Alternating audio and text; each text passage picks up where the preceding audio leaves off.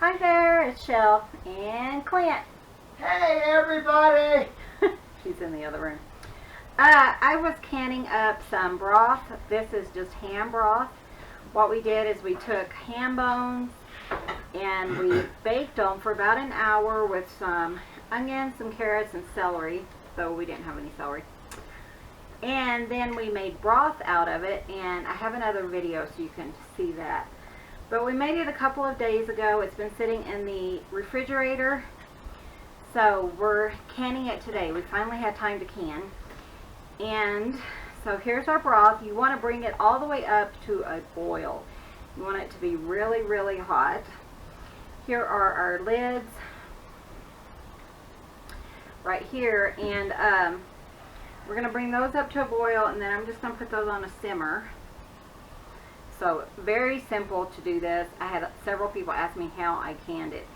And we are using a canning pressure cooker. It must be a canning pressure cooker. And that's because the other ones don't, get as hot or stay up to temp as long, that kind of thing. So this is a canner. And let me show you what the lid looks like. I'll show you this more later. But we're going to put this lid on. This is the one that, grandmothers used to use back in the day. So if you have somebody that cans a lot and you can borrow one from, that's a good thing. We use ours all the time, so we actually bought it. And anytime you have something that's not very acidic, you're going to want to pressure can it. So that's what we're doing. So, and then I have my jars over here. I'm just going to run these all through some very, very hot water just to sterilize them. We have a metal magnet thingamajiggy to get our lids out. We have a funnel that helps, and then we have this so to lift the hot jars, and we'll put it in our canner. We use mainly wide mouth jars. So. Yeah, we prefer the wide mouth jars. Just to get your hands in and stuff, but that's just our preference. And they do say you can add some vinegar to your hot water of your canner, but I've never, we tried that last time and I don't think we noticed a difference. It helped. Did it just help? Wasn't as scaly. Oh, okay, so you just put a splash or so of vinegar if you don't want like a film on the outside of your jars. So we'll probably do that. So, really simple. I'm going to let this is getting really hot, and then I'm going to go and do all my jars, sterilize them. Oh, and then we just use a paper towel, and that's to wipe the rims of our jars. Yeah, you always want to make sure your rims are clear before you put your lid on. Yeah. So, it's just things that if you've canned at all that you know. The only thing really different maybe than your typical canning is the canning pressure cooker. So, I'm going to go do all my jars and we'll be right back. So when you're filling the jars, you don't want to leave a huge headspace either. So just about 1/4 of an inch. Okay. Very simple, and it's a lot cheaper than purchasing it yourself. And I don't even know if they even do ham broth in the stores? I don't know actually, truthfully. Yeah. Yeah. You always want to make sure they're tight too.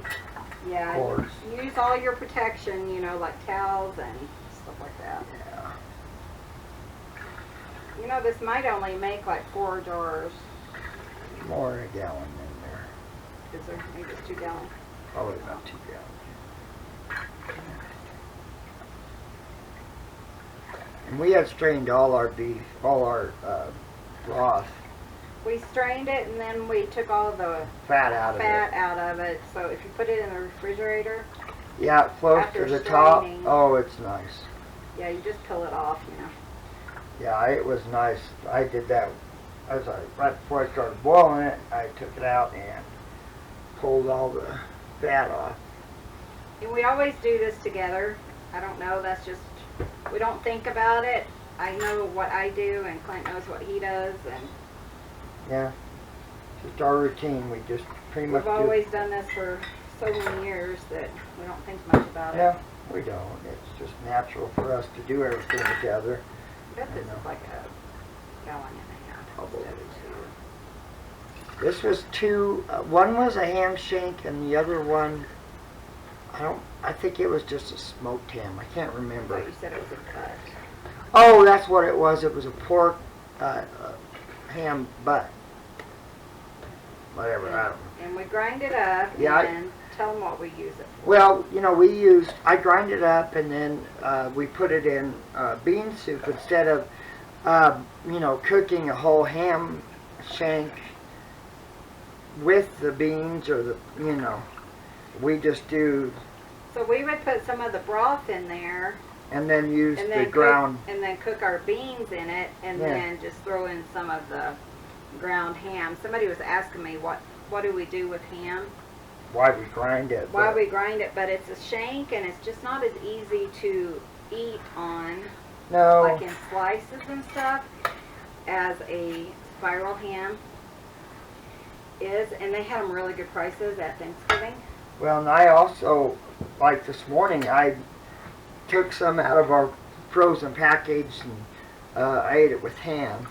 Eggs. Or with eggs, so I just heated it up, you know, and then put my scrambled eggs in, so it was perfect. That's one of his favorites. And then we also make a potato soup, Yeah, like cream of potato soup, Yeah. which we would cook the potatoes, and then instead of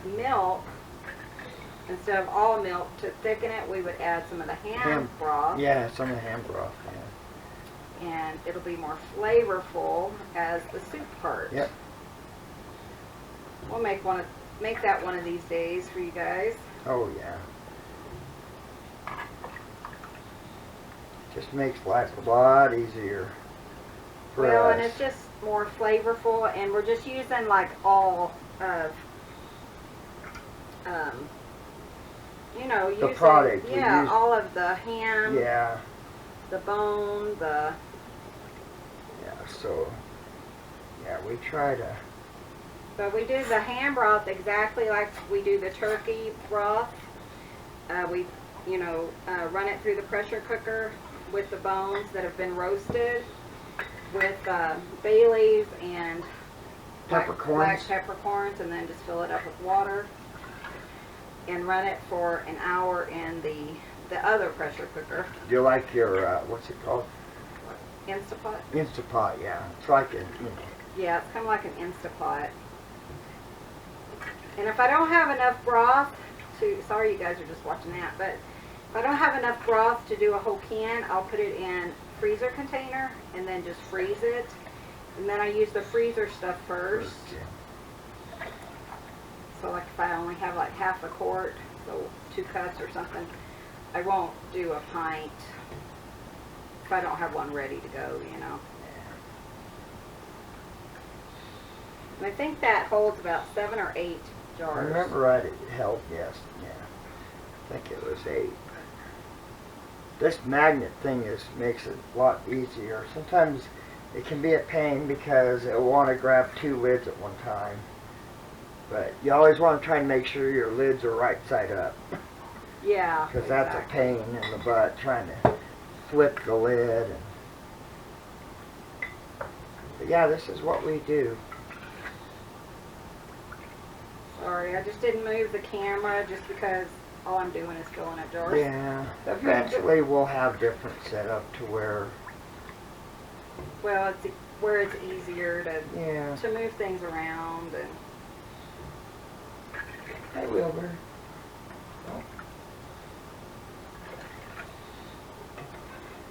gave the cats their treats.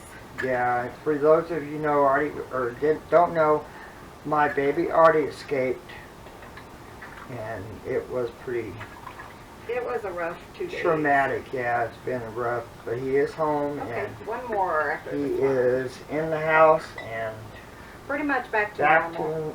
to normal. He's been kissing on me and nursing and back where he was, wanted me to pick him up, so. Jill said, I don't care what time it is. When he comes and tells me he wants his treats, I'm giving him his treats. I did make him wait a half hour. Yeah. It was really early. Yeah, it was before 3, and he was in here sucking a... Yep. It's adorable. It's so quiet sometimes, but he really talks a lot. But it's just not very loud.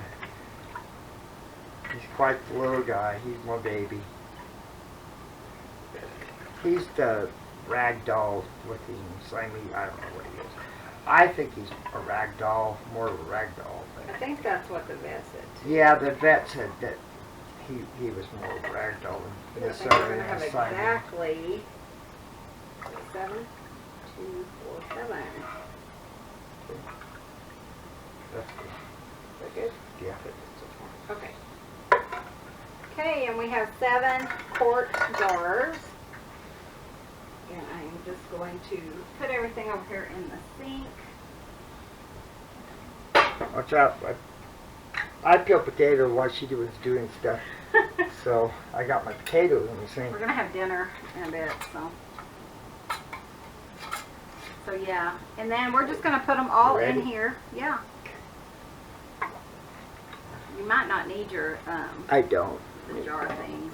Sometimes I do if they're hard, hot. Like that one was warm. I did put a sprinkle of vinegar in here, but I can't remember if that was on camera or not. I'm sure it was. It was right where it was. Whew, that one was warm. You might need the... I got it. But this is very important because you don't want botulism or something. No, okay. Okay, so Clint is going to put the lid on. He always puts the cover on because I haven't figured out how to do it. Here it is. I got it. Oh, let me look.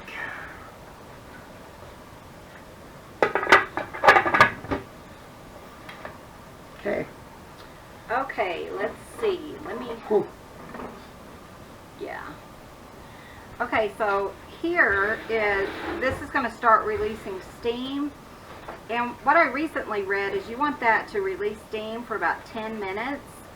And then you're going to put on this little doober. It's a weight. It's a weight. It's heavy too. Yeah, it's really heavy, and we always put this in a separate drawer so that we know where it is. And then here's a gauge. I'll bring it down in a little bit for you guys to see. And it's really, really loud, so you're not going to hear all this. But we're going to let this, when that's been steaming, kind of sputtering for, 5 or 10 minutes, we're going to add the weight on top of it, and then we're going to go up pressure to 15. And then we're going to hold that for, I'm thinking it was 20. It was something like that. 25 minutes or something. And then we're just going to let that sit. We're going to come in here. We're going to adjust our heat to keep it at 15 for however long that is. And I'll look that up and I'll tell you guys before we finish the video. And so that's what we're doing right now. And then back here, you guys are going to see this, but we're making mashed potatoes to go with our Chick-fil-A chicken that we made yesterday. Lamborghini, what you doing, buddy? So really, okay, I don't know if you can see that. It's really kind of clogged up or whatever. It has been going pretty good for about 10 minutes. We're going to put this on.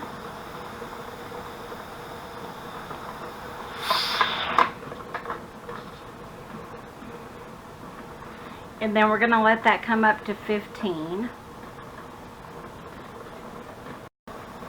for about 20 minutes.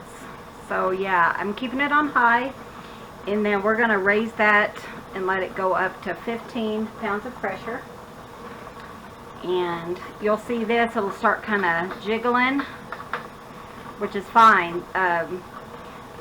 But if it kind of gets out of hand, then definitely check on it because you don't want it to get too high, too far out of pressure. And then in the background, again, we're doing mashed potatoes. Just ignore that. No biggie. Okay, guys, we'll see you when it's up to pressure. I'm going to see if I can get a better angle for you guys.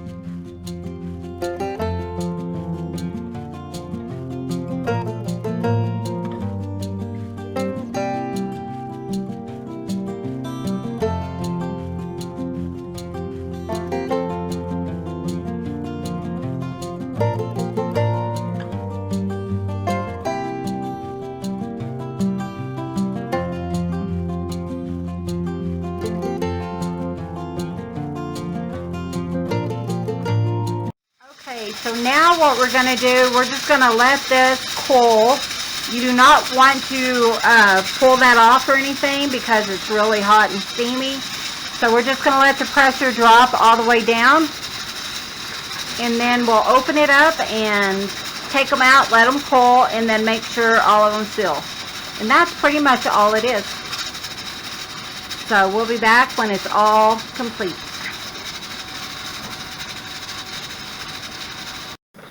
Okay guys, so it's still kind of steaming, so I'm going to use a hot pad and just take this off carefully. And then I just put that back in my drawer so I don't lose it. Yeah, exactly.